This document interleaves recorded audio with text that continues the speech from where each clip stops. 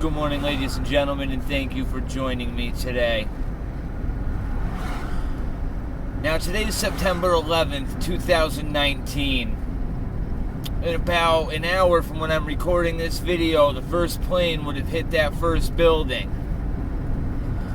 It's been 18 years since that day. Enough time for a baby who was born on that day to mature into an adult. And that's scary to think about, because if you break things down realistically, you come to understand real quick that the child that was born on that day never saw the United States in a state in which somebody who, like me, is 30 has seen it. And even though I only got a brief taste of the 90s were very good. Consumerism at its finest. Freedom out the ass. Compared to what we have now anyway. Everybody pays attention to the attacks that happened on September 11th and the loss of life. And while, yes, that is a compelling part of this story and this moment in history, it's not the most important, because the events leading up to 9/11 should tell anybody who even takes a glance that 9/11 is nothing more than a distraction in order to lull us away from something bigger. And think about that for a moment. Something bigger than 9/11. It's exactly why 9/11 took place. In the grand scheme of things, 9/11 is actually quite a small event considering what it set into action. Because you have to realize that we have been engaged in wars in multiple areas of conflict since the day after 9/11. And shortly after 9/11 happened, Bush went ahead and ushered through the Patriot Act. And just like everything else, a word usually means its complete opposite when you start talking about legal jargon, because the Patriot Act literally strips away our Fourth Amendment rights completely. And what you see going on with Trump right now in the FISA courts actually ties directly back to the Patriot Act, and I have a feeling that you're going to see that be coming into play here rather shortly. But without 9/11 taking place, none of this would be possible. Now, let's not act like they didn't tell us 9/11 was going to happen beforehand. We knew. Not only did the NSA receive viable reports with good resourced intelligence that there was an attack going to take place on the Twin Towers, they ignored it. But let's not act like this is the first time that's happened in history either. They did the same thing with Pearl Harbor, which was ultimately used to accomplish almost the same exact game plan. There's nothing new under the sun. What they managed to pull off on 9/11, however, is still astonishing to this day, because the amount of magic that happened on that day is just incredible. Absolutely incredible to me.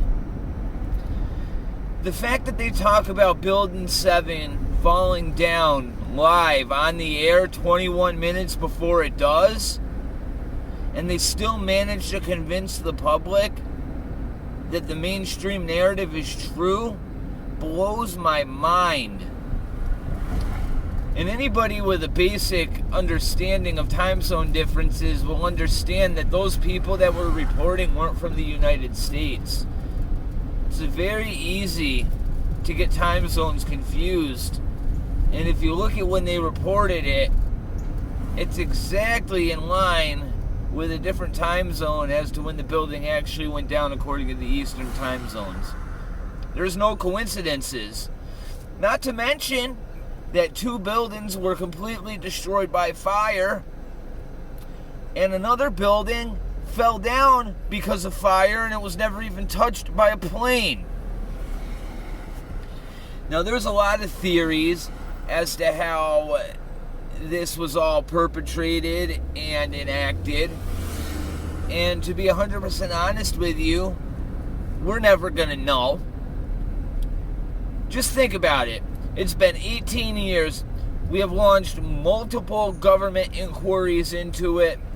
It gets more convoluted every time you send it in that bureaucracy, which is exactly what it's designed for, by the way, so that doesn't surprise me at all. But then even the independent researchers that are trying to figure out what happened all have different agendas. But I will tell you this right now, for anybody who wasn't around right after 9/11 happened, that there was major reporting going on about demolition experts that all came together and formed an organization to fight the mainstream narrative. And in fact, they actually had congressional hearings that talked to these guys, and they straight up say that there's no way that those buildings would have fallen at terminal velocity, even under the best of conditions, unless it was rigged to go. Now, there's another interesting fact that a lot of people don't realize about the debris when it comes to 9/11. Now, what's interesting to me about this whole scenario, right, is that there were crews given access to the Twin Towers to do maintenance repairs. All right, and they were in charge of resurfacing and fireproofing the steel beams that made the structure. Okay, and it just so turns out that they weren't doing the whole building at once, right? They were doing certain sections. Well, it turns out a section that was already completed just so happened to be the sections where both of these planes hit in both of these buildings. But what's even more interesting than that is, let's just say, speculating beyond all speculation, that these people had access to plant explosives. People are going to say that's far-fetched, but there's actually evidence to back this up, considering that traces of a thermite compound was found coated to the beams of steel, actually intertwined with the paint that was used to fireproof this structure.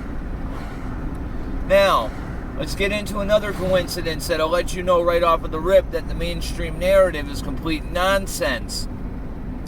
And that's the fact that a major amount of employees that had direct ties to Israel and the Israeli government happened to work at the World Trade Centers. All right? Well, it turns out that they were told not to show up for work on the day of 9/11. Otherwise, Israel would have had a bunch of people die. But that didn't happen. Now, you're like, why are you targeting Israel? You're an anti-Semite, etc., etc. Well, I'm telling you right now that every country has nefarious actors, and Israel is no exception. If you look at the part of the world that they're in, I'm going to venture to guess that they have one of the most ruthless organizations around when it comes to that. Okay? So, what I'm getting at is, the Israelis were involved, and they had knowledge before 9/11 happened. And there's even more anecdotal evidence and circumstantial evidence pointing to this. You have to look at the 9 Israelis that were arrested in Lower Manhattan for dancing and celebrating after the towers fell. You also have several cases of people that just so happened to be videotaping the entire incident that have ties to Israel that were also celebrating. How did they know that that plane was going to hit the building? Why were they in a prime spot to do it? This in and of itself could be considered absolutely circumstantial. However, let's get to some hardcore evidence, some tangible, I can put my hands on evidence that there were either A, no planes that hit that building, or at the very least, the planes that hit that building weren't the planes that they said they were. And a simple fact of the matter is, according to the wreckage reports, with the wreckage that was found, the engines that were pulled out of the World Trade Centers and found around that area don't even match the type of plane that supposedly hit the building. That engine is never used in that make and model of plane. Not to mention, you're talking about a hollow tube made out of paper-thin aluminum going through a steel structure. Go look up how the Twin Towers were constructed and tell me that a plane is getting through that building at all. Okay? And then go look at what happens to the nose of a plane when it gets hit by a flock of birds. Okay? And then tell me that those planes, if there even were any, went through the building. Now, there was a woman who wrote a book who talked about directed energy weapons. And the reason I'm bringing this up is because it makes a lot of sense. You have to understand, underneath the World Trade Center buildings, there was a vast complex of underground tunnels that connected all of the buildings around into one structure, okay? And as I said before, there were two other buildings that were set on fire that were never in direct contact with any of the wreckage at all, okay? And then you have Building 5 falling to the ground because of a fire. The third building in one day to fall to the ground, made out of steel because of fire, and it's never happened in history before. Now, why does this tie into directed energy weapons? Well, there's reports that came out shortly after from people cleaning up the debris, and God bless them because they gave their lives working in that toxic filth to save people and clean New York City up, not knowing what the hell they were getting themselves into. But there's reports of molten steel existing in those underground facilities and tunnels for months and months after the event took place. How does jet fuel heat steel up to the point where it's retained its heat for that long? It doesn't. There's no explanation for it. Now, like I said, this event took place 18 years ago, and it's starting to make a lot more sense when you look into these wildfires that took place in California and you start tying the directed energy weapons back to 9/11, because it's just another example of what is possible. Because let's not lie to ourselves, my friends. What happened in California is just as odd as what happened at 9/11, all right? Now, we haven't even talked about the Pentagon or what happened in Pennsylvania. Pennsylvania's simple enough. There was no plane, period, the end. I don't know what the hell went down out there. I'm thinking it was probably another missile. Because if you look at what happened to the Pentagon, the hole that hit the Pentagon is nowhere near the size of a plane. It just so happens that there's no video, even though there's cameras out the ass everywhere. And the only cameras that had angles on it were confiscated by the FBI very shortly after the event took place. There's no wreckage of any debris at all. And there's a Mandela effect tied to this as well. But from what I remember, the Pentagon, the section of the Pentagon that was hit was under construction at the time. Now, according to what's going on nowadays, that may or may not be true, but that's a Mandela effect in and of itself. But the entire event of 9/11 makes no sense at all. And the chain of events that it sets into place is absolutely insane. You have the entire 18 years of war in the Middle East that we got transfixed into, that was based upon one deception after another, after another, after another, after another. And they told the same lie often enough where we didn't even care when we found out it wasn't true, right? And that's been happening over and over and over again. And then on top of it, you have to realize that America, to a certain degree, died on that day because, like I said, a child that was born on 9/11 will never know the America that I knew growing up. They will never understand that. And I don't even know how to explain it. But when I was younger, right, we had a sense of pride in our country, right? People were not scared of each other. We weren't scared of the Muslim kids sitting next to us on the plane, okay? I remember getting on a plane when I was younger before 9/11, and the security was absolutely nothing. Now they're literally patting down little kids. It's a sad state of affairs. And we gave up every single one of these rights because of one event. Alright? We managed to convince an entire generation of men and women to go die for their country. And it's not even their country they're dying for. Over one event. It's important that we remember that people paid the ultimate price that day. And it doesn't matter why or how it happened. What we should care about is trying to come to an understanding of why it happened and how to prevent it from happening again, okay?